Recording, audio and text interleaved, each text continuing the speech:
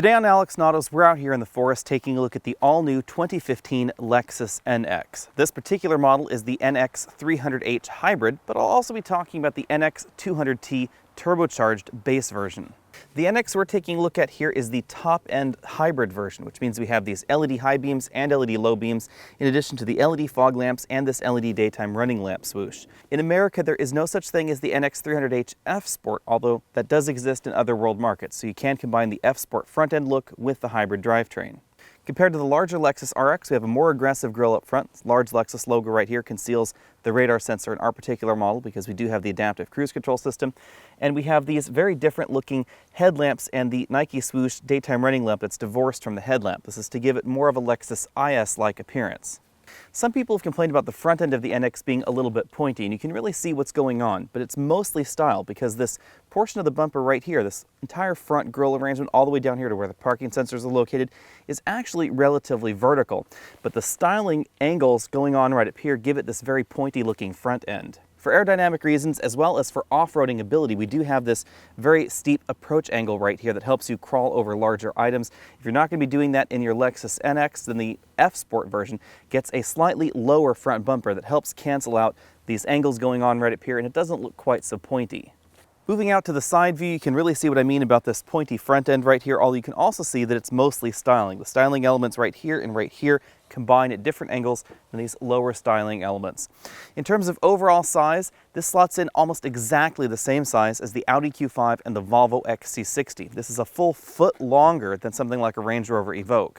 The NX is more than 10 inches longer than the Audi Q3, so this is definitely not an Audi Q3 BMW X1 Mercedes-Benz GLA competitor.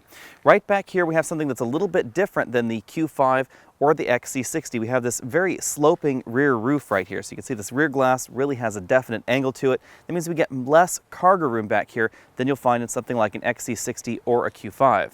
From the head-on rear-end angle, the NX looks a little bit round, but it's really just the way these shapes all combine with one another because we have a definite hip going on right here from the wheels being pushed a little further outward than you'll find in some of the models out there. We have the tail lamps that actually stick out from the body a decent amount. I can actually put my hand all the way around this tail lamp and I'm not touching any sheet metal on either side. From this angle, you can really see how far these tail lamp modules stick out of the back. We also have that same sort of Nike swoosh logo going on right here that mirrors what we saw up front. An interesting touch is that right here between where the tail lamp module's fixed to the car and where it's attached to the tailgate, we have a very tiny LED strip right there inside the car that gives you this continuous look from the rear. The rear bumper is relatively shallow. It only sticks out about an inch beyond this tailgate hatch right here. That's to maximize interior space. And you'll see that we have that sloping glass right there that I mentioned earlier. We have some additional styling going on right down here, hidden exhaust tip right over there on the passenger side, and we have some additional reflectors right here below the parking sensors. When it comes to exterior style, I'll give the NX 8 out of 10 points. This is definitely a model that has its own unique style. It's also a little bit more adventurous than your average entry in this segment. My personal preference is towards more elegant and restrained styling, which is why I like the Audi Q5 and the Volvo XC60. I also really like the Mercedes-Benz GLK because it has that very angular looking front end.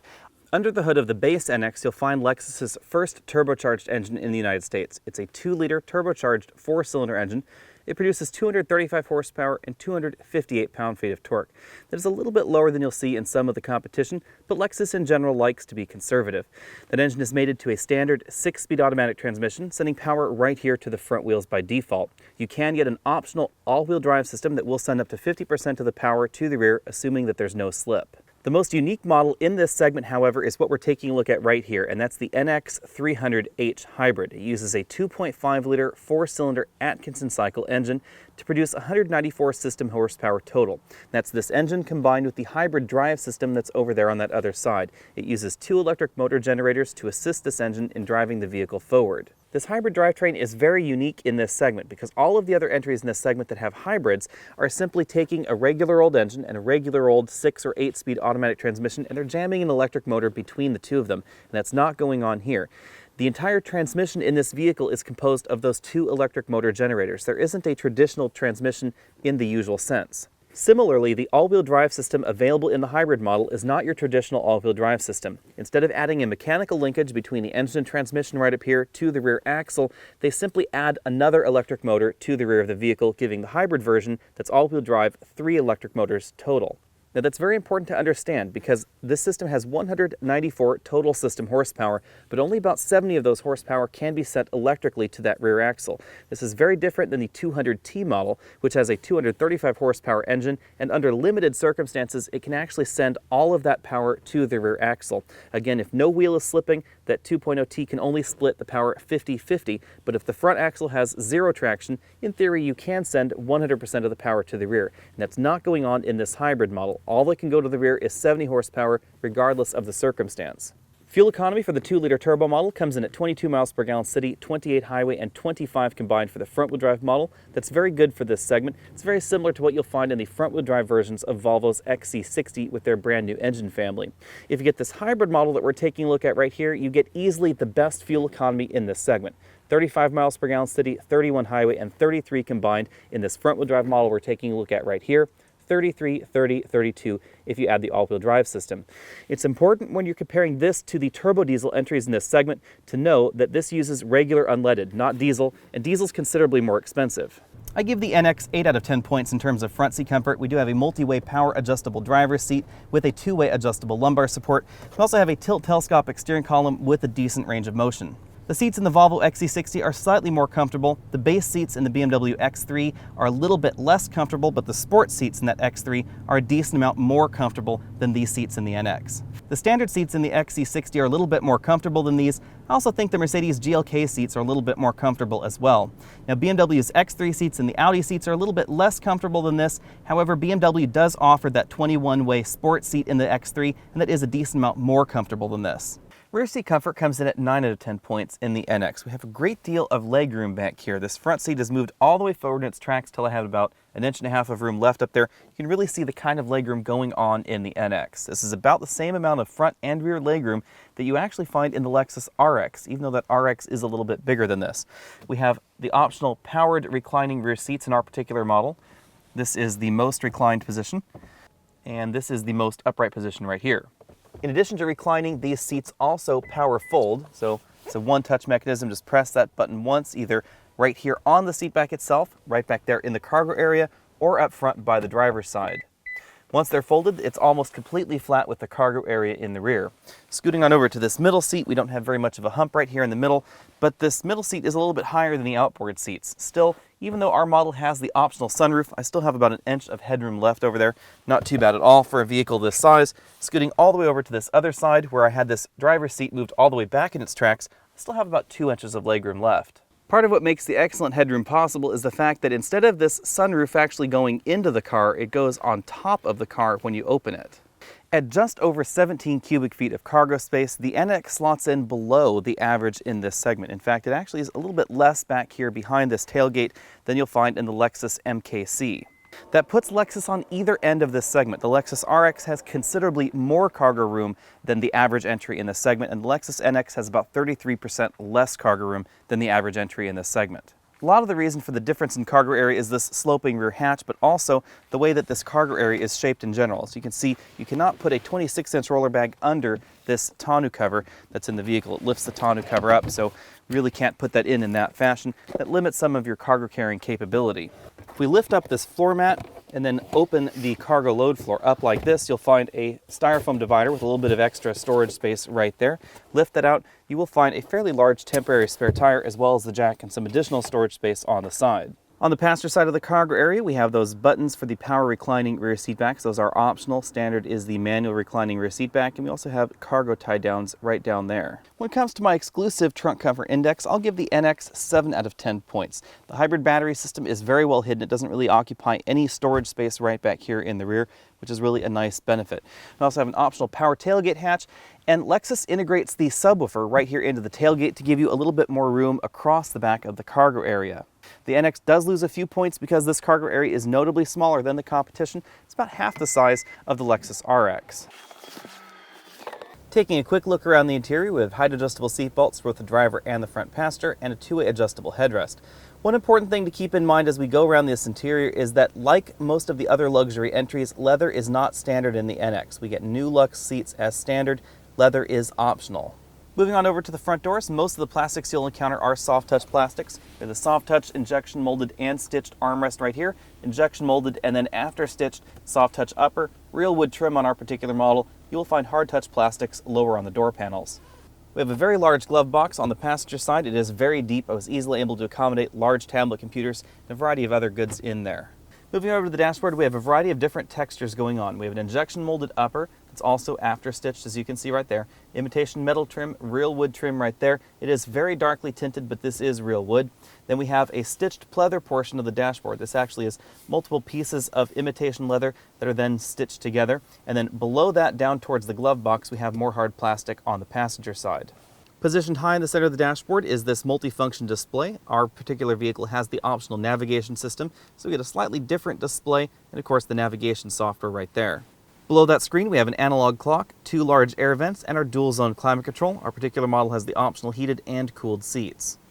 Moving below that we have a small storage slot. As you can see, it's almost the size of my iPhone 5. We have a single slot optical disc player, eject, radio, media, track forward, backward, and a play pause button. Tune scroll button right over there, power volume knob, and behind this little door you will find the SD micro card for your navigation system if your vehicle is so equipped. Like many other Lexus models, we have an Eco, Normal, and Sport drive mode select button right here. We press for Normal, rotate to the left for Eco, to the right for Sport, traction control, disable, EV mode button. Brake hold system. This keeps the brake pressure on the vehicle if you're in drive, so you don't have to have your foot on the brake pedal the whole time. And we have our automatic electric parking brake. Right over here we have a very traditional gear shifter, sort of a Cobra head style shifter. Move it over, reverse right there, down for neutral, down again for drive. It is gated, as you can see, all the way over for sport, up for up, and down for down. Behind the gear shifter, we have 2 very large cup holders right here, easily able to accommodate medium and large takeout sodas. And then right over here we have the Lexus Remote Touch controller. Previous versions of Lexus N-Form, that'll be what you find on most of the Lexus vehicles out there, use sort of a joystick style arrangement. You put your hands on the little pad and it actually moves around like a joystick, moving the cursor around on that screen above me. This is, however, a trackpad, very much like you'll find on a modern laptop, except that it also has haptic feedback. So as I move my finger around on this trackpad, the little icon moves around on the screen. It also gives me haptic feedback to vibrate when it snaps to particular entries. You click down if you want to enter on the screen. The whole touchpad actually moves down. Dedicated home button, menu button, and back button right there.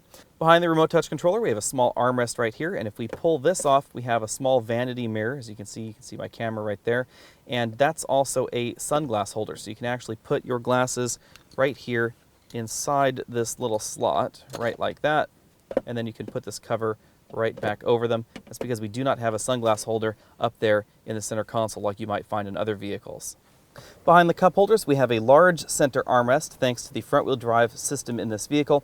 We have a Qi charging mat right here. This is part of the wireless Qi standard on-off button right there. You can place your Qi compatible device right on there and charge it. If we lift that up, we have a very deep compartment with 2 USB ports, an auxiliary input, and a 12-volt power port. Again, that's possible because of the front-wheel drive design of the NX. Over on the driver's side, we have this very attractive 4-dial instrument cluster. Over here on the left, we have the tachometer, but it also doubles as the power gauge. So if we move this over to the Eco or the normal mode, we get a power gauge. This is user configurable, so you can have this tachometer available all the time. Personally, I think the power gauge makes an awful lot more sense in most modern vehicles, whether it's a hybrid or just any other automatic transmission, because this tells you from 0 to 100% how much available power you're using, and of course in a hybrid, how much available charging you're doing. If we do put this over in the sport mode, you will still stay in EV mode, so you'll notice our engine is right here down at 0. If we drive up to about 30 miles an hour or so, it will stay at 0 because we're in EV mode, as long as you treat it very gently. You can force EV mode by pressing the EV mode button on the dashboard right there. Right now it says our hybrid battery is a little bit too low for that, but you'll notice that it still stays in EV mode. In the center of the gauge cluster, we have a multi-information display that's relatively similar to what you'll find in the Lexus IS as well as the Lexus RC. The multi-information display is controlled via this button arrangement on the steering wheel. We also get a page change button and a back button. The multifunction display gives you your usual array of trip computer information, for instance, fuel economy, distance to empty, etc. We also have our energy monitor right there and tire pressure monitoring. We have a navigation screen option. If we did have navigation available, it would give you turn-by-turn directions right here as well. We have our infotainment screen. Audio is off at the moment, obviously, since we're recording. Information about our radar cruise control system and lane departure warning system, vehicle messages, as well as vehicle settings as well. You You can adjust the steering assist in our particular model because we do have that lane departure prevention system, the sensitivity of the system, and whether you want the EV mode to be on or off. The NX gets a 3-spoke steering wheel, leather wrapped of course. Those controls for the multi-information display right over here. If we had the NX 200T Turbo, we would have paddle shifters on the back of the steering wheel. The hybrid model does not get them. We have the radar cruise control system and the lane departure prevention system in our vehicles. We have those buttons right down here for the lane departure prevention system as well as the radar cruise control system. And then we have our cruise control buttons right down here on the stock. On the left side of the steering wheel, we have our volume up, down, track forward and backward button, mode button, voice command button, and dedicated phone hang-up and pickup buttons. On the driver's left, we have the control for our tilt telescopic steering column, as well as the buttons for our power reclining rear seats, so you can actually fold or unfold them right here from the driver's side. If we move on over to the left of that, you'll see the controls for the heated steering wheel, power tailgate, blind spot monitoring, parking sensors, collision warning, as well as this auto headlamp button.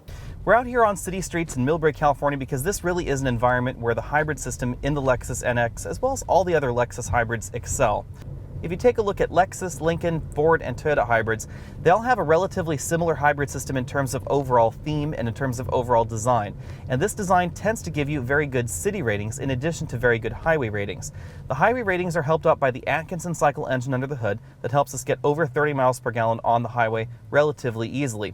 But the 30 mile per gallon city number all comes down to the beefy electric motor we get under the hood and the approximately 40 to 50 horsepower battery pack that we get in the back of the vehicle.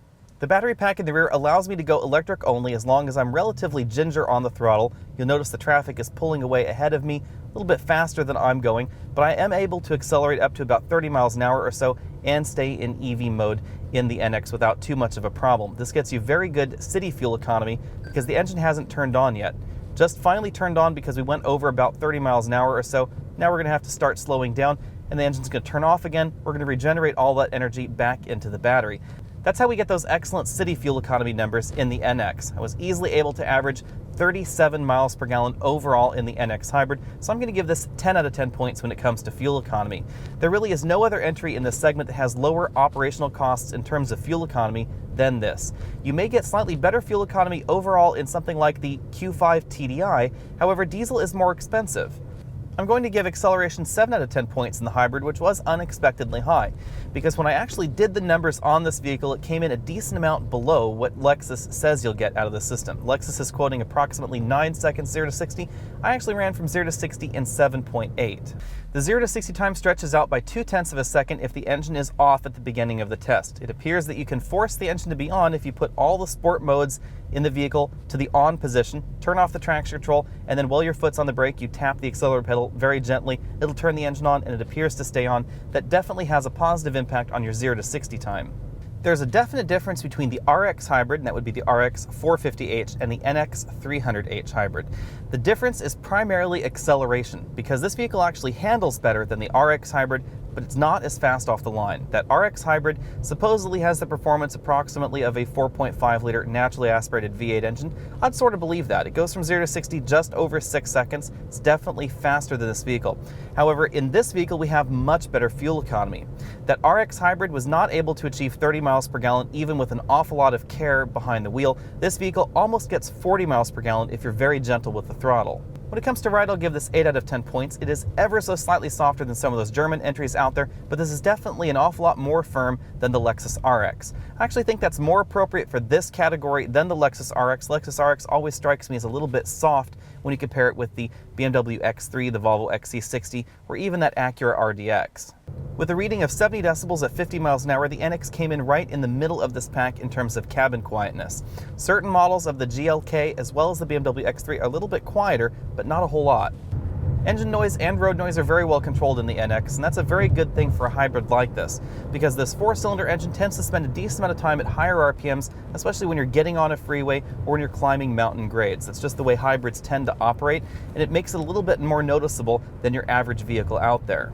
Handling is the other area where this is vastly different from the Lexus RX. I'll give this 8.5 points out of 10 when it comes to handling. The handling is very sharp, it's very accurate as well. This feels an awful lot more like the European entries in this segment than you'll find the American entries. So something along the lines of a Cadillac SRX or a Lincoln MKX, they're going to feel a little bit more ponderous, they're not going to handle quite as well as this vehicle. Now the smaller Lincoln MKC is very similar in terms of driving feel to this and the Volvo XC60. I would actually call this Lexus NX approximately equal to most forms of the Volvo XC60 or the Audi Q5 when it comes to handling. There was a time where the Acura RDX was one of the better handling vehicles in this segment, but in its latest version, Acura has removed the super handling all-wheel drive system from the RDX, and that puts it right around the same as this NX in terms of handling. When it comes to the braking score, I give the gasoline 200T 9 out of 10 points. But when it comes to this hybrid model, I'm going to have to drop that down to 7 out of 10 points. The brakes are very confident in that gasoline version. They don't really fade at all. Very good stopping distances as well. In this hybrid model, the stopping distances aren't bad by any stretch of the imagination. Neither is fade. It's all down to feel. The transition from regenerative braking to friction braking is not as smooth in this as you'll find in some of those other hybrids out there on the market, like the Honda Accord hybrid or certain Ford hybrids.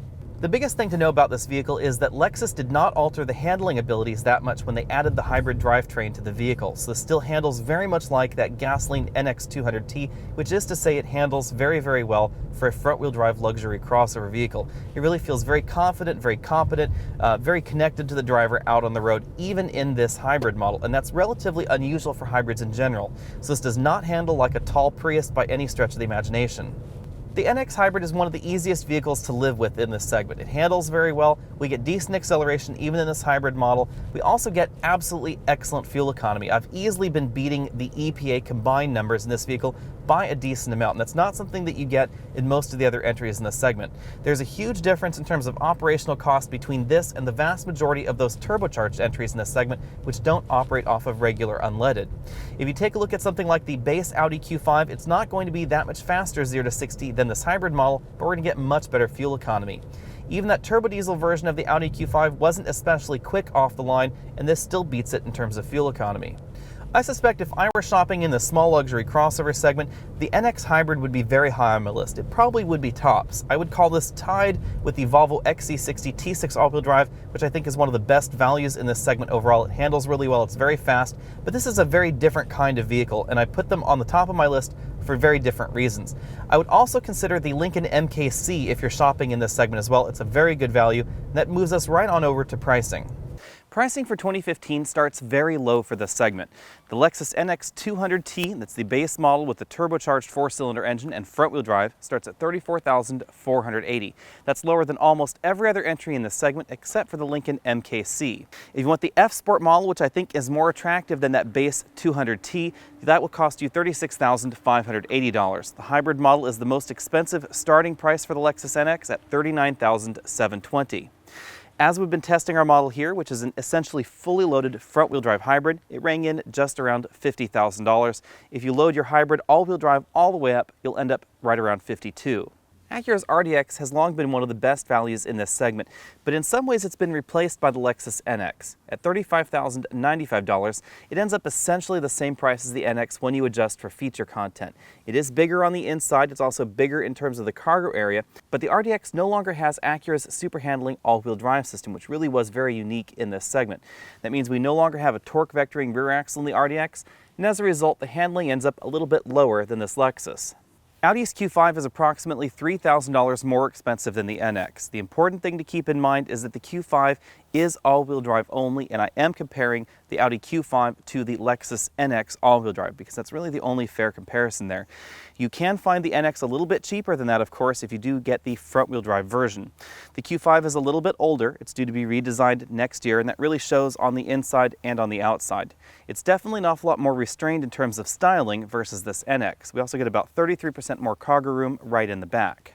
Although the Q5 is available in certain markets as a front-wheel drive vehicle, in general, most of the versions are all-wheel drive with a rear-wheel drive bias, and therefore the handling is definitely a little bit better than the NX, but the difference is quite small, especially if you get the all-wheel drive system in the NX.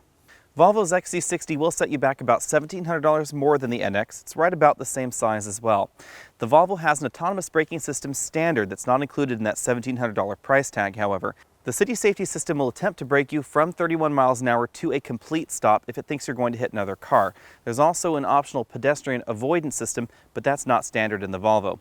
Like most of the other entries in this segment, the Volvo has more cargo room in the back. We also have more power available under the hood because we have a variety of 300 horsepower and 325 horsepower engine options in that Volvo. So if you're after more power, you will have to move out of the Lexus NX. Very similarly, BMW's X3 is about $400 more, but it is rear-wheel drive to give you a better driving dynamic, and we also have more powerful engine options available in that BMW. Mercedes GLK is about $3,400 more than the Lexus NX, and at this moment in the US, it's V6 only. It's also rear-wheel drive by default, giving you a better driving dynamic than the Lexus NX, but you'll definitely pay for it.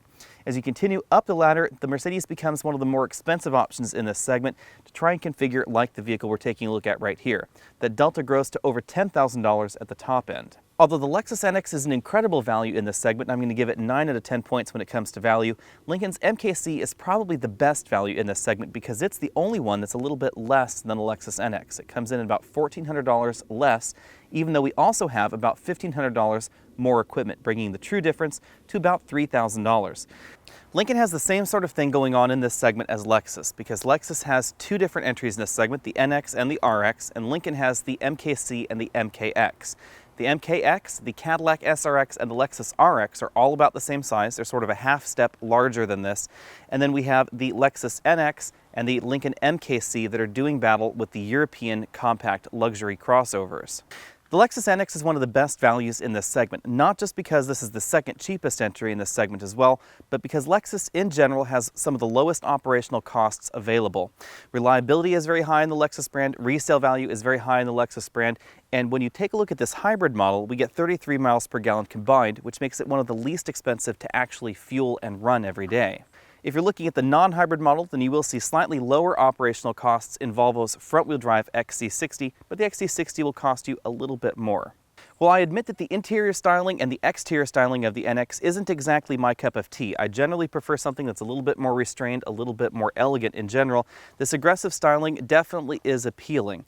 The interior styling a little bit less so than the exterior styling. I really like the outside. I actually like the way the pointy nose works in this hybrid model. I do wish we got the F-Sport hybrid in the United States.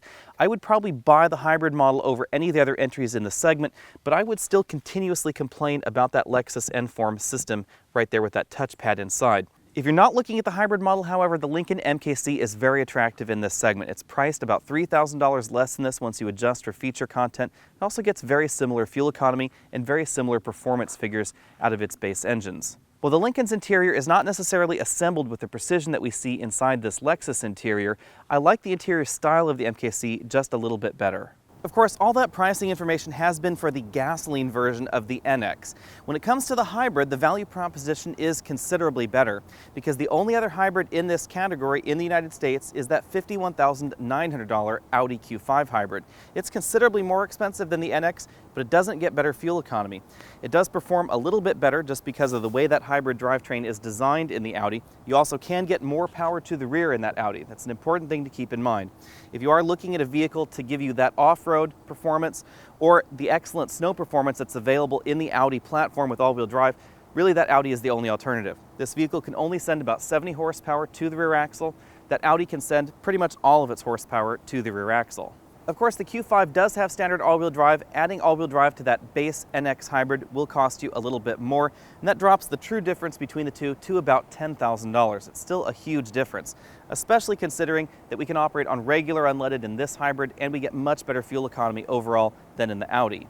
The NX hybrid could be seen as the alternative for someone that has an existing Ford Escape hybrid and wants to upgrade to something a little bit more luxurious, but wants to maintain that hybrid drivetrain system. This operates very similar to the way that the Ford Escape hybrids used to operate. Of course, Ford has killed the Escape hybrid in the United States, so there's no more Ford Escape hybrid anymore. Because that hybrid Escape is gone, that means that the NX hybrid is the least expensive two-row hybrid crossover in America, and it's really not that much more expensive than the three-row Highlander hybrid by Toyota. Of course, jumping from that Escape to something like an NX, you need to be willing to pay for all the luxury goodies and features and the luxury brand, of course, in the Lexus NX, because that $9,000 price jump is really never going to be recouped by the additional fuel economy in the Lexus. Thanks for taking the time to watch this video. Again, I'm Alex Dykes, and this has been the 2015 Lexus NX 300H. Go ahead and click that subscribe banner at the bottom of your screen so you can be updated on all of my latest videos. You can also find a child seat video and an infotainment video on this same vehicle. You can find me over at facebook.com/AlexandAutos, over at Twitter as AlexandAutos, and you can always email your questions to alex@alexandautos.com. I'll see you next week.